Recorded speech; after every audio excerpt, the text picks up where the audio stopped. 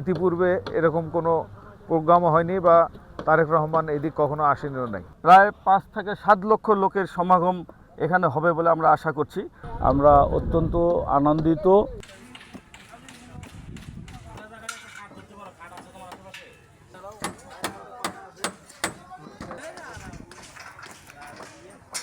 আপনারা ইতিমধ্যে জেনেছেন যে আমাদের প্রান্তীয় নেতা জনাব তারেক রহমান আমাদের জাতীয়তাবাদী দলের চেয়ারম্যান, উনি আগামী কাল অর্থাৎ 7ই ফেব্রুয়ারি উনি এই বিরামপুর এই কলেজ মাঠে উনি এসে ঠিক দুপুর 2:30টার দিকে হয়তো উনি স্টেজে উঠবেন এবং এখানে আমাদের যে প্রিয় নেতা আমাদের ধানের শীষের কাণ্ডারি ডাক্তার AJM জাহিদ স্যারের এই নির্বাচনী প্রচারণাকে সামনে রেখে তিনি এখানে আসবেন।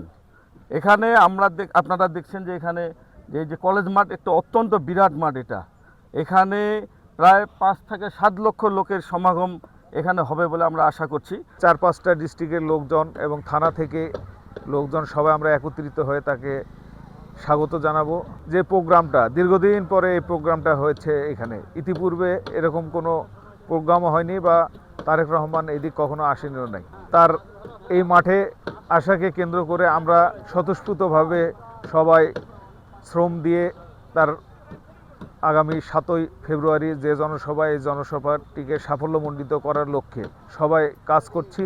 দেশনায়ক তারেক রহমান আমাদের হৃদয়ের স্পন্দন, আগামী রাষ্ট্রনায়ক জনাব তারেক রহমানের আগমন উপলক্ষে আমরা বিরামপুরবাসী অর্থাৎ দিনাজপুর জেলাবাসী আমরা অত্যন্ত আনন্দিত আমাদের নেতাকে বরণ করার জন্য।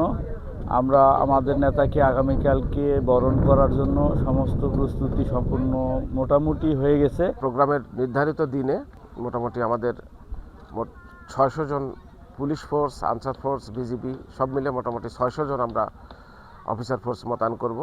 এছাড়াও আমাদের সাদা পোশাকে ডিএসবির অফিসার ফোর্স থাকবেন বিভিন্ন আশেপাশে, এটা অবজার্ভ করবেন।